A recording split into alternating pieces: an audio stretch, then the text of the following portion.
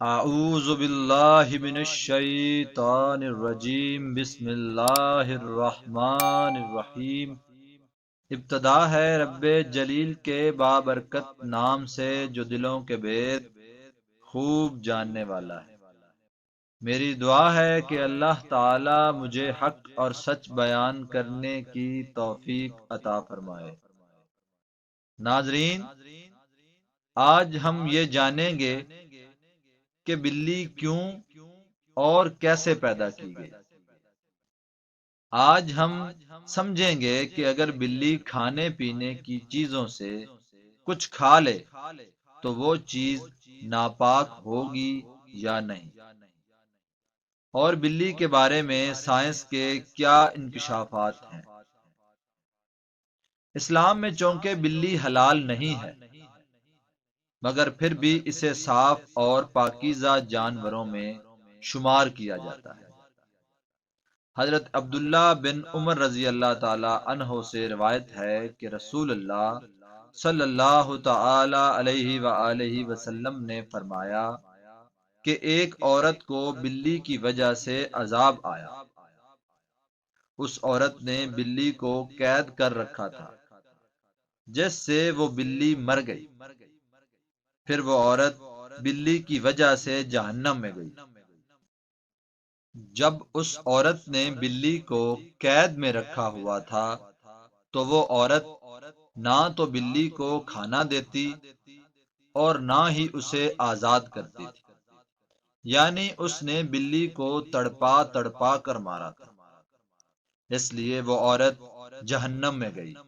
Science کی تحقیق کے مطابق انسان نے بلی کو 10,000 سال پہلے پالتو بنایا تھا، اس لیے آج کے دور میں بھی بلی پالتو جانوروں میں سے ایک ہے۔ بلی کو پہل شاید اس لیے رکھا جاتا تھا کہ وہ چوہے کھاتی تھی، اس لیے جہاں اناج رکھا جاتا تھا وہاں لوگ بلی کو پالتے تھے، مگر بعد میں ان کو انسان کا دوست اور پالتو جانور کے طور پر پالا جانے لگا۔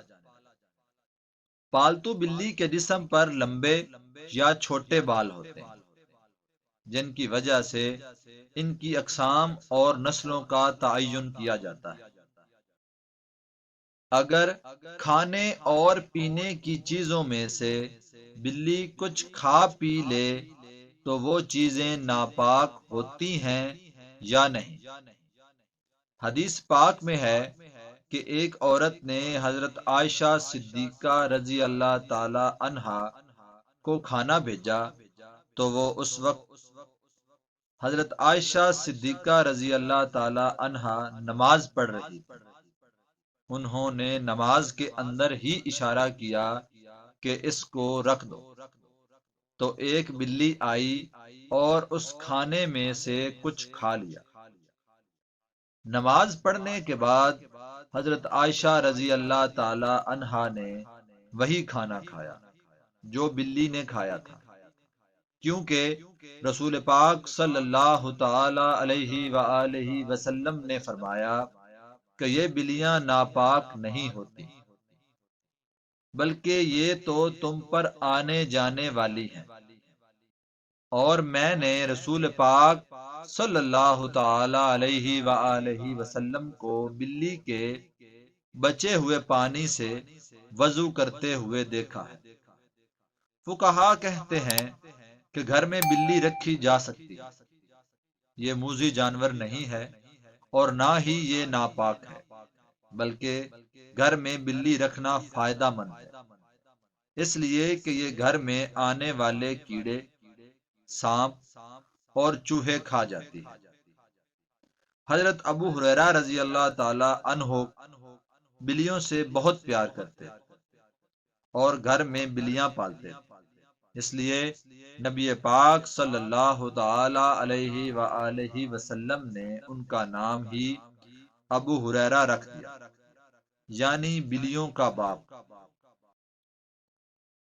لوگ ان کا اصل نام ہی بھول گئے اور ابو ہریرہ کہہ کر پکارتے تھے، تو اس سے یہ ثابت ہوا کہ گھر میں بلی رکھنا جائز ہے، کیونکہ رسول پاک صلی اللہ تعالی علیہ وآلہ وسلم نے اسے ناپاک نہیں کہا۔ ماہرین کے مطابق بلی کو انسانی لمس بہت پسند ہوتا ہے، اس لیے پالتو بلی کو اپنے پاس بٹھایا اور سلایا جائے۔ بلی نہ صرف آپ کو خوش کر دے گی بلکہ آپ کو پریشانی سے بچائے گی۔ بلیاں اس دنیا میں کیوں آئیں؟ مصری حیاتیات کی تحقیق کے مطابق جب حضرت نوح علیہ السلام کی کشتی میں ہر جاندار کے جوڑے موجود تھے تو ان میں چوہوں کی جوڑی بھی موجود تھی۔ کیونکہ چوہے بچے زیادہ دیتے ہیں تو چوہوں کی تعداد میں اضافہ ہو گیا، اس لیے چوہوں کی خوراک بھی زیادہ درکار تھی۔ غلہ وغیرہ تو پہلے ہی ختم ہو چکا تھا، اب چوہوں نے کشتی کو بھی کاٹنا شروع کر دیا۔ اب صورتحال مزید خراب ہو گئی تو حضرت نوح علیہ السلام نے اللہ پاک سے دعا کی تو اللہ پاک نے حضرت نوح علیہ السلام کو شیر کے سر پر ہاتھ پھیرنے کا حکم دیا۔ شیر کے سر پر ہاتھ پھیرتے ہی شیر نے چھینک ماری، چھینک مارتے ہی ایک بلی اور بلے کی جوڑی پیدا ہو جاتی ہے۔ وہ بلی اور بلے کی جوڑی کشتی میں موجود تمام چوہوں کو کھا جاتی ہے۔ سائنس کی تحقیقات کے مطابق پالتو بلی رکھنے والے لوگوں میں دل کی بیماری کے خطرات بہت کم ہوتے ہیں۔